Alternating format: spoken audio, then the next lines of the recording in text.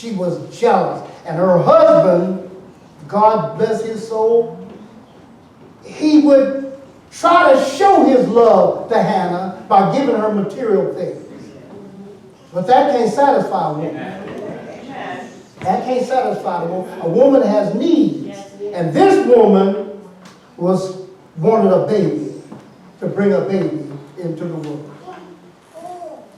That's enough for her pain. Let's look now at the text, at her supplication. And you might go back and begin at verse 7 and read all the way down to verse 19. Read it over several times and you really get the message. You notice here in verse 17, verse 7, she provoked Hannah. And you'll find if you go down through these verses, Hannah could not eat. She abstained from food because she was in such bitterness of soul. Now the Bible does not say Hannah fasted, but it does teach she abstained from food. What does fasting do? Fasting is a discipline. And it is taught in both the Old and the New Testament. It is a discipline. Abstaining from food intensifies prayer. You can pray with intensity, and that's what you see her doing here. The Bible doesn't say she was fasting, but the Bible does teach that she abstained from food. And we find her here in the lesson making supplication to God, praying with spiritual intensity, weeping and crying before the Lord. Now, if you read these verses, the family was able to eat, but not Hannah. And it got to the place over yonder in verse 9. After the church service was over, the they in verse 9 does not include Hannah. Hannah went over to the tabernacle because the temple had not been built. But the ark was there to pray before the Lord. And as she prayed, and she cried, she wept, but she never spoke in an audible voice. But she poured out her soul to God. And that's prayer. Amen.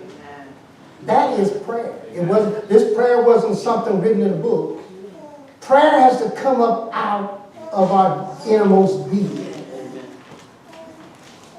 And we find her then praying with spiritual intensity. She never spoke in an audible voice, but her lips were moving because she was pronouncing words.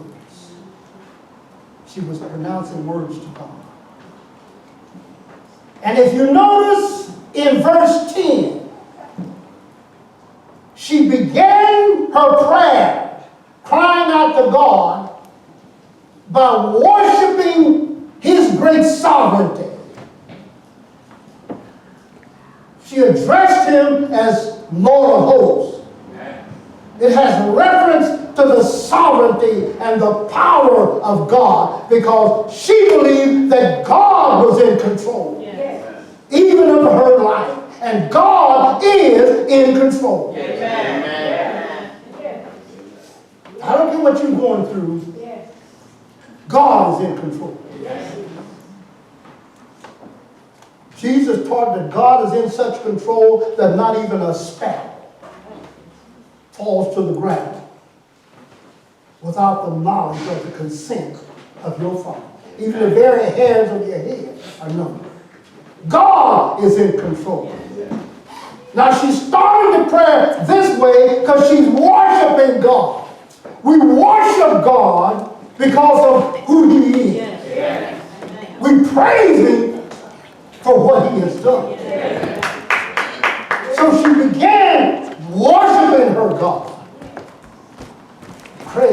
crying out to God.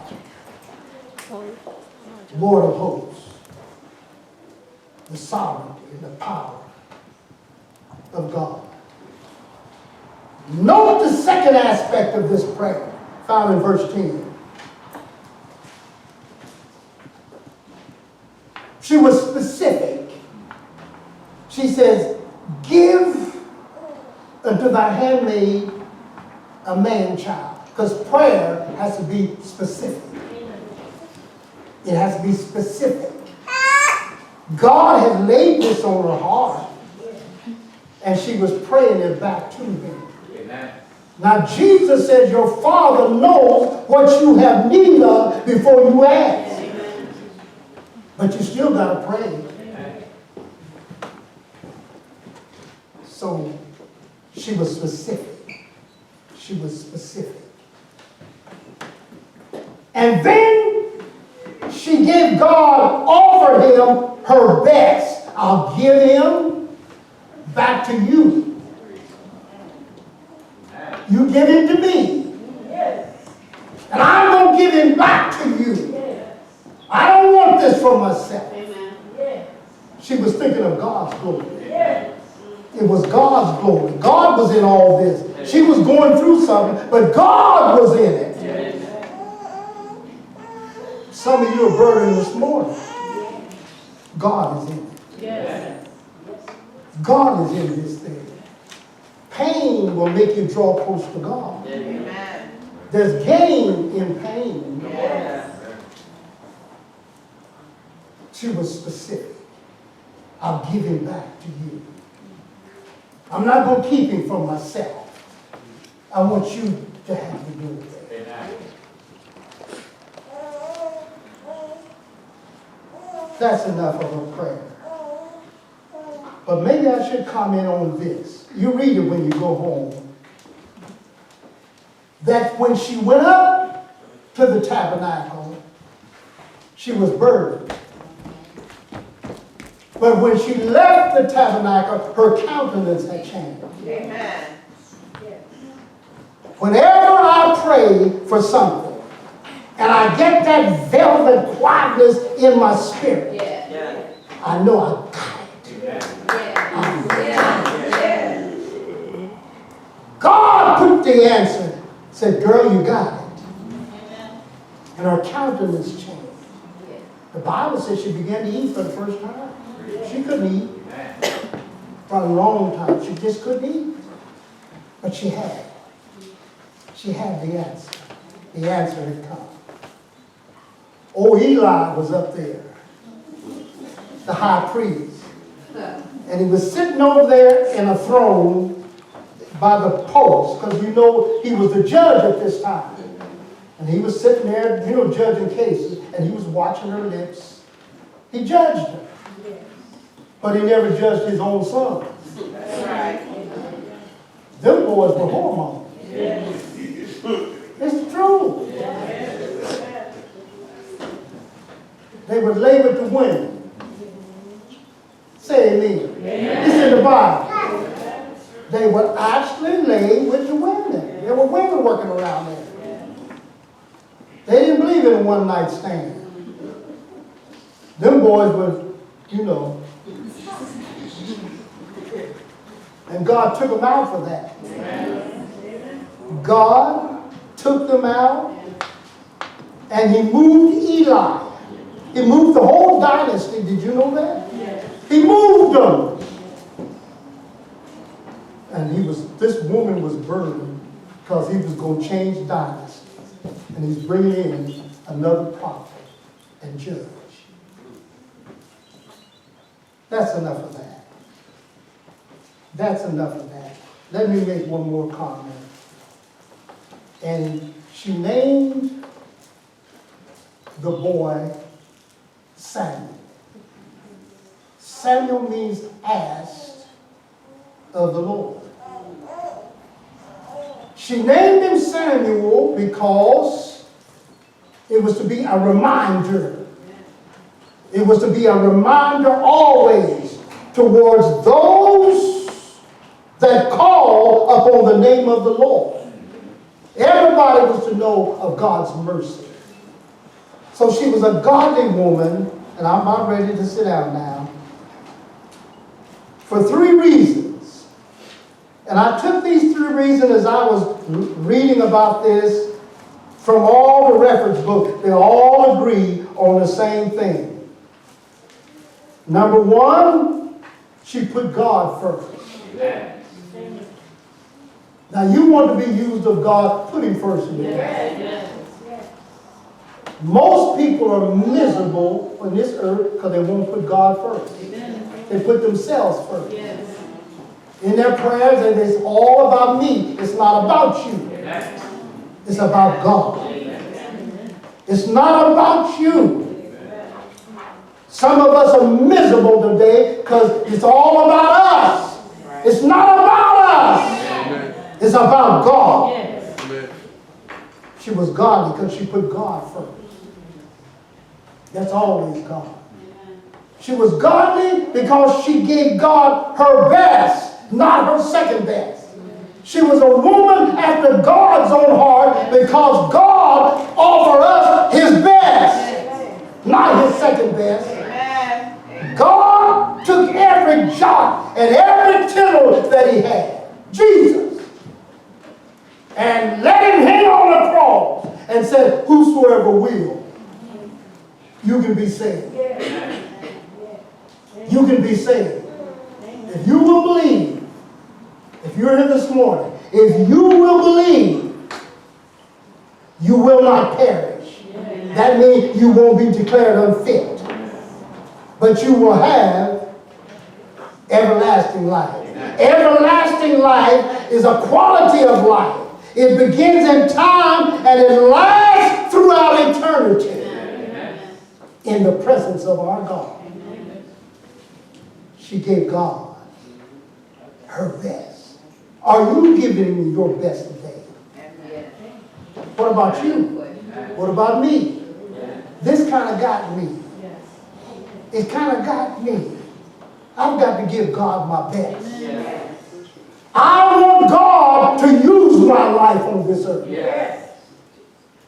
Let me say something. I worked 2 days when I came here. They gave me a job. It was a little miserable, but I went out to work. And the boss cursed me out because God didn't want me on that job.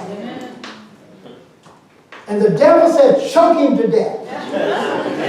Choke him to death. Don't you take that. And I looked at him, I said, I could knock him down.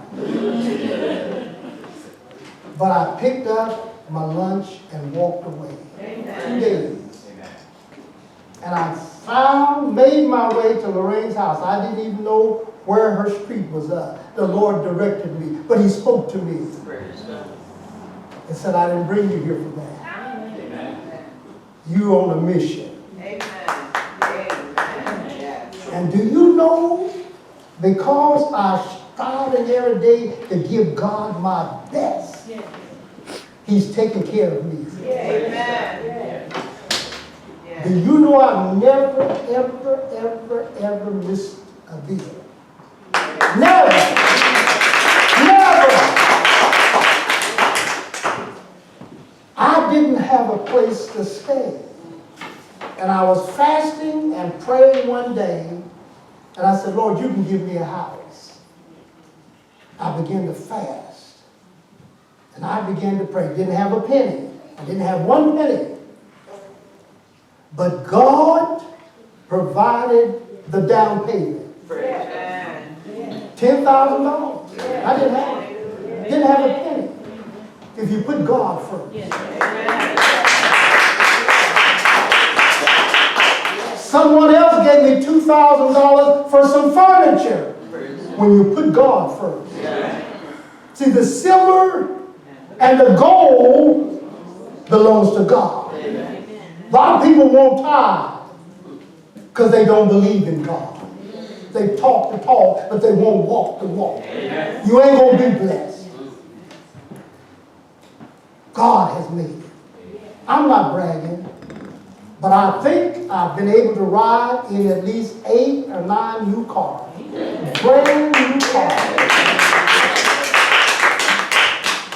And never, ever, ever missed a payment.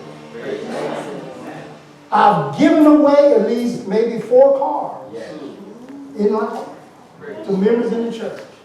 I said, Lord, give me another. When you put God first.